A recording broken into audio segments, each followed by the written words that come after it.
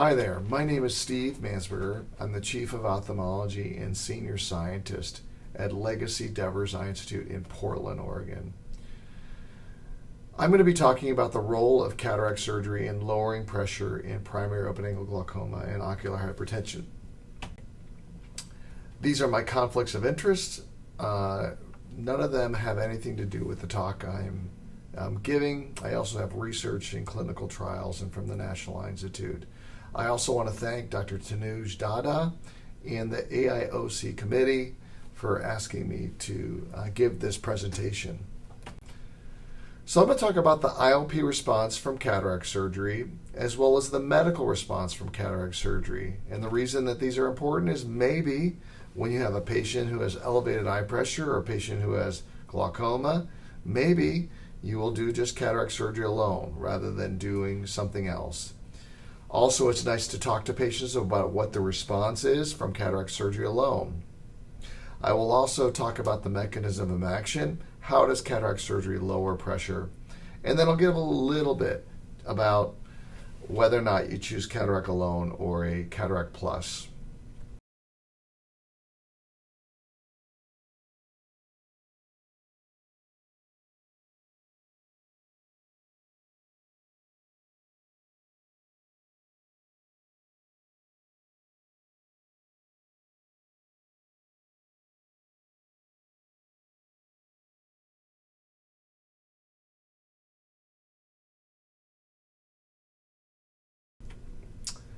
I will also tell you how long the pressure lowering lasts after cataract surgery. Is it less than a year? Is it 3 to 4 years? Is it forever? So, and you know, if you're a good test taker, it's never, forever, never, or always. And then question number 3. What is the amount of IOP lowering associated with? Is it associated with central corneal thickness, higher angle or angle configuration, higher preoperative IOP, or some sort of combination of those? So write down your answers for those 3 questions and we will go over them. So to answer these questions, I'm going to first use data from the ocular hypertension treatment study. This was a study, abbreviated OATS, that followed patients who had elevated eye pressure above 22 to 32 and randomized them to either medicines or observation to see whether or not you needed to treat ocular hypertension. We include data only from the observation group who underwent cataract surgery. And in this study, a number of patients needed cataract surgery, and so we did a retrospective analysis looking at those patients in the observation group or the group that were on no glaucoma medicines and seeing what the effect of cataract surgery was to their pressure. We excluded eyes that had combined cataract and trabeculectomy surgery, who needed glaucoma treatment, such as medicines, laser, or surgery. And we also excluded eyes that had only one pre- or post-operative IOP measurement. The reason for that is if you only have one pressure measurement, the variability is too high and it's difficult to determine differences. And finally, we included both eyes if eligible and used a statistical technique called mixed effects models to adjust for both eyes in the analysis. And this is the response we found from cataract surgery alone in these ocular hypertension patients. What you see here is called the split date, and on the x-axis you got the months before surgery and after surgery, and you got mean IOP on the y-axis. And what you can see is mean IOP drops significantly after cataract surgery. And you can see the eyes that had cataract surgery had much lower pressure, even out to 3 years. So in one of those answers to the questions, cataract surgery lowers pressure for many years. And the drop in pressure was about 17% with cataract surgery alone. And like I said already, at 36 months, the postoperative IOP was still below the preoperative IOP. We also found a slight change in the control group over time. So the big question is gosh, cataract surgery is a pretty effective surgery. Are there people that it works better than others? And so we looked at this question. we looked at what would be associated with post-operative IOP lowering. And the only factor that we found that was associated with IOP lowering was preoperative IOP. So the higher the preoperative IOP, the more lowering you had. And we looked at other factors, and they were not associated. Now, we didn't have other data that I'll present that might have been associated with these results. The other thing that we were trying to figure out is who is going to have the most IOP lowering. So about 16% had over a 30% drop in pressure. About 55% of patients either had 10 to 30% pressure lowering, and about 11% had an increase in pressure from cataract surgery alone. So I do tell that to patients. If we decide just to do cataract surgery alone and they have glaucoma or ocular hypertension, I say there's about a 10% chance your pressure is going to go higher, and we may need to do another surgery to take care of it. And this is just highlighting those results. So then we decided to do a comparison in the medication group.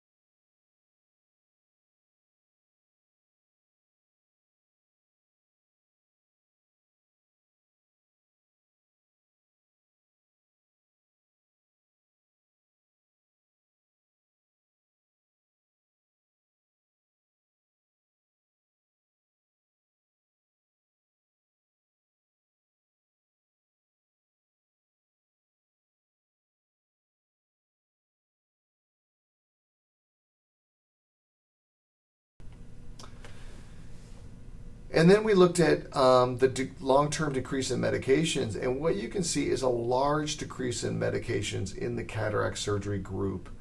And so we also know that cataract surgery can decrease the need for medication.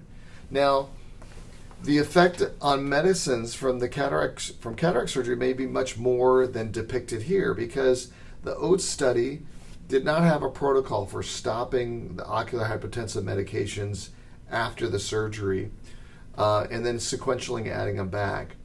And so the only requirement is that patients needed to have their pressure 20% below baseline or below their OHT's target pressure. So it could be that this even underestimates the effect of cataract surgery on medication alone.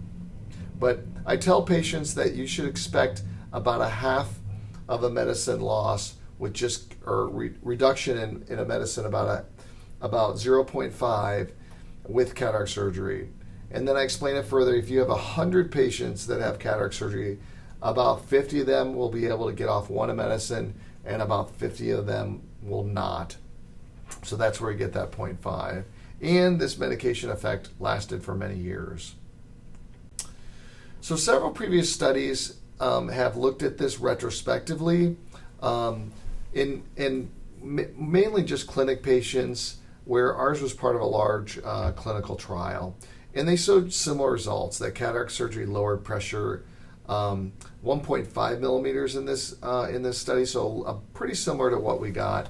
And kind of similar results, that the higher the preoperative IOP, the greater reduction in pressure. And you can just see that in the POLI study here, it was a 6.5 millimeter drop with preoperative IOP above 23, where only a 1.6 millimeter drop with pressures that are lower. So your normal tension glaucoma patients will not have as much lowering with cataract surgery. And in the same paper by POLI, they show some interesting results, that those that had angle closure or ACG or chronic angle closure glaucoma, those were the ones that are most likely to have increased lowering with cataract surgery alone. And in fact, if you have angle closure or chronic angle closure glaucoma, about 90% of the time, cataract surgery alone will get your pressure at the target pressure. So cataract surgery is very, very effective, even more effective in angle closure glaucoma.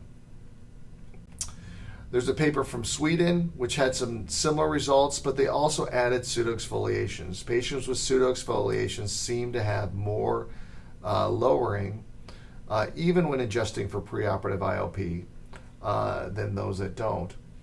Again, another paper showing that the narrow angle or angle closure, they had better pressure lowering. And finally, a paper showed there's really no change in diurnal tension curves or the fluctuation in pressure with cataract surgery. So even though cataract surgery lowers pressure, they're going to still have those swings in pressure over time. So why does cataract surgery lower pressure? Well, it might be associated with anterior chamber depth and angle configuration, meaning that those that have a more narrow angle have a greater decrease in pressure. And it might just be that the angle or the trabecular meshwork has more surface area to drain the fluid. So it's just kind of pulling out some leaves out of your storm drain, and maybe there's just more of this drain now available for aqueous outflow. There's also been some thoughts about increasing outflow facility based on a biologic process, and then also tension on the zonule. So here is a kind of an example of tension in the zonule, where in this study they had pre-op IOP and post-op IOP. You can see how it's lower, and they can show that the facility of outflow actually even increased more after using pilocarpine. So pilocarpine was able to lower the pressure more before and after cataract surgery. So and pilocarpine works by pulling on the longitudinal muscle of the ciliary body in between the scleral spur and pulling that open. Mansberger in 1976 showed that when you pulled on the lens zonule, put it on stretch, you increase aqueous facility or aqueous outflow. And maybe when we do cataract surgery, we put the cataract or the new intraocular lens in the bag, it shrink wraps around the bag, and that pulls on the zonule, opening up the trabecular meshwork. And then Wang and Schumann looked at trabecular meshwork cells. They grew them in a petri dish, and they found that they became activated with phaco-emulsification. So these cells became activated. Maybe they're removing this jelly-like substance in the trabecular meshwork, and that allowed increased outflow facility. So finally, when do you choose cataract, and when do you choose something else? Cataract with trabeculectomy or cataract with a minimally invasive glaucoma procedure? Well, one of the informations for this decision is whether or not this patient is likely to have a pressure spike. And we know in glaucoma patients, about at least 60% of patients will have more than a 10 millimeter rise in pressure with cataract surgery. So if you think this patient who's having cataract surgery is likely to lose vision, or they've got vision loss close to fixation, then you may think about doing a procedure at the same time to help prevent this IOP spike. And even in normal eyes, there's a high ratio of IOP spikes, and but we don't think in normal patients this is a real issue. At least we don't think. So this is data from our own group looking at glaucoma patients, and this was published in Journal of Glaucoma in 2022. And what you can see here is that after cataract surgery in those that had glaucoma, we had a high chance of having an IOP spike at 1 day after surgery, where those that had the MIGS, either trabecular bypass, cataract with a trabecular bypass, or iStent, or cataract with goniotomy, were much less likely to have a pressure spike at post-op day 1. And what you can see is that pressure lowering was pretty similar overall.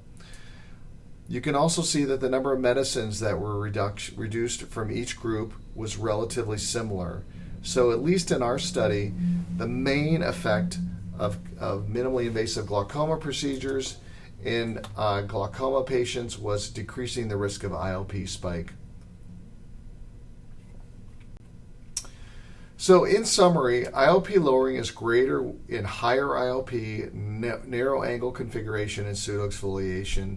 Perform a traditional glaucoma surgery or MIGS procedure if they're at high risk of losing vision from an IOP spike.